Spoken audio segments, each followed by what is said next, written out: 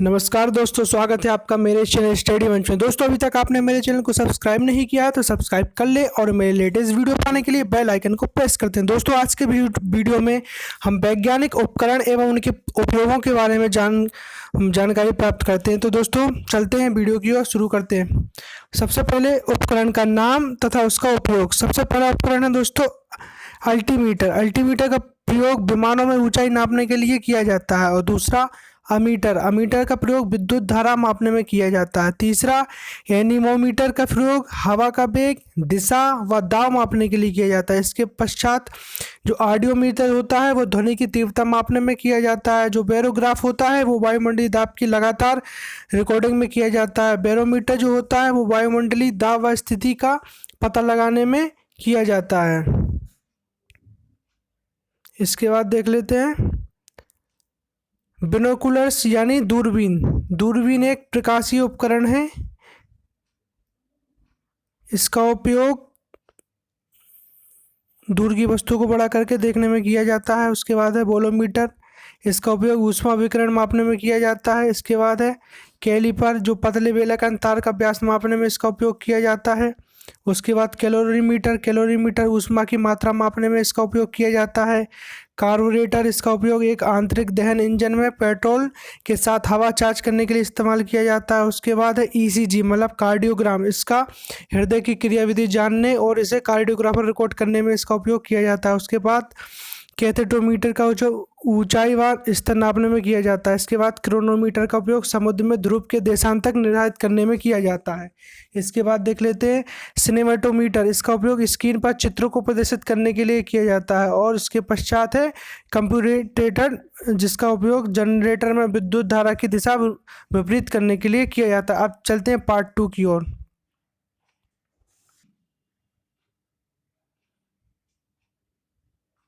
इसमें देख लेते हैं टेलीमीटर। दूर स्थानों पर हो रहे भौतिक परिवर्तन को रिकॉर्ड करने में किया जाता है, जैसे अंतरिक्ष में।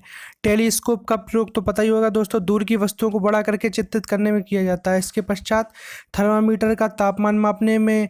थर्मोस्टेट का किसी नियत बिंदु पर तापमान को संचालित रूप से नियंत्रित करने के लिए।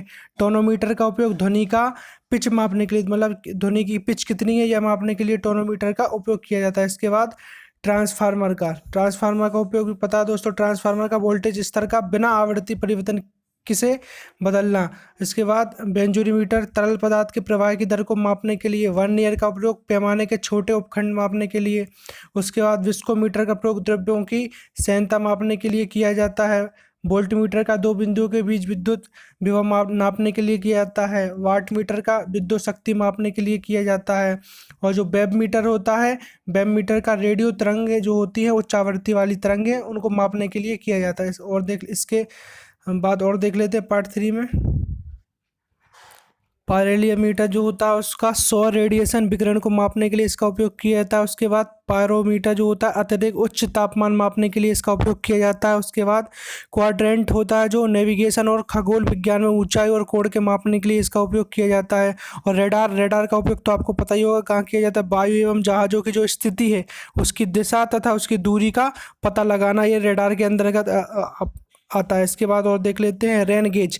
रेन गेज जैसे ही आपको रेन से पता चल रहा है वर्षा का संबंध, इससे रेन गेज का मतलब होता है इसका उपयोग वर्षा मापने के लिए किया जाता है। उसके बाद सैलिनोमीटर मतलब रिफ्रैक्टोमीटर। इसका उपयोग द्रव्यों की लवणता मापने के लिए किया जाता है। इसके बाद रिफ्रैक्टोमीटर पदार्थों का जो पदार्थ है उसका अपवर्तनांक मापने के लिए किया जाता है। उसके बाद देख लेते हैं सेक्सटेंट जो होता है तो दो वस्तुओं के बीच कोणीय दूरी मापने के लिए इसका उपयोग किया जाता है। इसके बाद देख लेते हैं और आगे सीस्मोग्राफ होता है, इसका भूकंप की तीव्रता और भूकंपन को रिकॉर्ड करने के लिए इसका उपयोग किया जाता है। इसके बाद स्पेक्ट्रोस्कोप जो होता है स्पेक्ट्रम विश्लेषण के लिए इसका उपयोग किया जाता है। और जो स्पीडोमीटर होता है वो वाहन की गति मापने के लिए इसका उपयोग किया जाता है। इसके पश्चात स्फेरोमीटर जो होता है वो गोलाकार वस्तुओं का वक्रता मापने के लिए इसका उपयोग किया जाता है। इसी प्रकार स्पेक्ट्रोमीटर जो होता है रक्त दाब मापने के लिए इसका उपयोग किया जाता है। स्टेथोस्कोप जो दिल की आवाज़ और उसकी धड़कन उसका विश्लेषण इसके अंतर्गत किया जाता है। इसके बाद जो होता है टेकोमीटर गति का निर्धारण करता है। और जो टेंजेंट गैल्वेनोमीटर है वो दृष्ट धारा की मात्रता मापने में इसका उपयोग किया जाता है। दोस्तों कोई भी अगर पीछे छूट जाता है तो उसका बैक करके उसका स्क्रीनशॉट ले सकते हैं। इसके पश्चात और आगे देख लेते हैं पार्ट 4 में। इसके बाद देख लेते हैं हाइस्क्रोमीटर। इसका द्रव्यों का क्वथनांक जो होता है वो मापने के लिए इसका उपयोग किया जाता है। लेक्टोमीटर तो पता है दोस्तों, दूध की जो शुद्धता है उसकी क्वालिटी है उसको मापने के लिए इसका उपयोग किया जाता है। उसके बाद मैकमीटर होता है जो ध्वनि के वेग से विमान के वेग की तुलना करने में इसका उपयोग किया जाता है। उसके बाद जो मैनोमीटर होता है, मैनोमीटर का उपयोग चुंबकीय गति और चुंबकीय क्षेत्र की तुलना में और वायुमंडलीय दाब नापने में इसका उपयोग किया जाता है। उसके बाद माइक्रोजोमीटर होता है। माइक्रोमीटर में ध्वनि तरंग को विद्युत कंपन में बदलता है। ये माइक्रोजोमीटर होता है जो ध्वनि तरंग यहाँ थी उसको विद्युत कंपन में बदलता है। उसके बाद माइक्रोफोन तो पता ही होगा, माइक्रोफोन अपन यूज़ करते हैं, ये ध्वनि तरंगों को विद्युत संकेतों में बदलता है। जो ध्वनि तरंगें होती हैं उसको विद्युत संकेतों में बदलता है। उसके बाद माइक्रोस्कोप होता है। माइक्रोस्कोप छोटी वस्तुओं को बड़ी आकृति में दिखाने के लिए, मतलब जो हॉस्पिटल वगैरह में जो भी इसको वो होती हैं, वो छोटी वस्तुओं को बड़ी आकृति में देखने के लिए माइक्रोस्कोप का उपयोग किया जाता है। नेफ्रोटोमीटर होता है किसी द्रव्य में इसके कणों तथा प्रकाश के फैलने के मापन में इसका उपयोग किया जाता है। उसके बाद जो ओडोमीटर होता है वो वाहन के पहिए से एक उपकरण जोड़ा जाता है जो देह दूरी को मापता है, उसे क्या कहते हैं, ओडोमीटर। इसके बाद ओम मीटर। ओम मीटर क्या होता है, किसी विद्युत, ओम का नियम तो आपने सुना ही होगा, किसी विद्युत का प्रतिरोध मापने में इसका उपयोग किया जाता है। उसके बाद आंडोमीटर जो होता है विद्युत चुंबकीय तरंगों की आवर्ती मापने, मतलब रेडियो तरंगों से इसका संबंध होता है। इसके बाद ऑप्टोमीटर जो होता है वो आँख की अपवर्तन शक्ति के परीक्षण के संबंध में इसका उपयोग किया जाता है। उसके बाद ऑटोस्कोप जो होता है वो कान के पर्दे का दृश्यात्मक परीक्षण करने के लिए इसका उपयोग किया जाता है। उसके पश्चात जो पेरिस्कोप होता है वो समुद्र की सतह के ऊपर की वस्तु देखने में किया जाता है, मतलब पनडुब्बी जो होती है उसके उपयोग में इस पेरिस्कोप का उपयोग किया जाता है। उसके बाद फोनोग्राफ। फोनोग्राफ का उपयोग ध्वनि का पुनरुत्पादन करने के लिए इसका उपयोग किया जाता है। फोटोमीटर दो प्रकाश स्रोतों की प्रकाशीय तीव्रता की तुलना करने में किया जाता है। उसके बाद जो पॉलीग्राफ होता है, पॉलीग्राफ लाइट डिटेक्टर, मतलब पॉलीग्राफ मशीन आपने सुना होगा, जो अधिकांश जेल में इसका उपयोग होता है। जेल में मतलब पॉलीग्राफ का उपयोग होता है जो लाइट डिटेक्टर होता है, मतलब झूठ को पकड़ने वाली मशीन, मतलब इससे झूठ को पकड़ा जा सकता है। ये मशीन है जिससे मतलब पसीना छूट जाता है ये मशीन लगाने से अगर कोई व्यक्ति झूठ बोलता है तो। इसके बाद और पार्ट 5 देख लेते हैं, क्रिस्टोग्राफ। क्रिस्टोग्राफ जो होता है पौधों में वृद्धि को मापने के लिए इसका उपयोग किया जाता है कि पौधों में वृद्धि हो रही है कि नहीं, कितनी हो रही है, कितने % हो रही है। उसके बाद क्रायोमीटर जो होता है वो अल्प तापमान को मापने के लिए इसका उपयोग किया जाता है।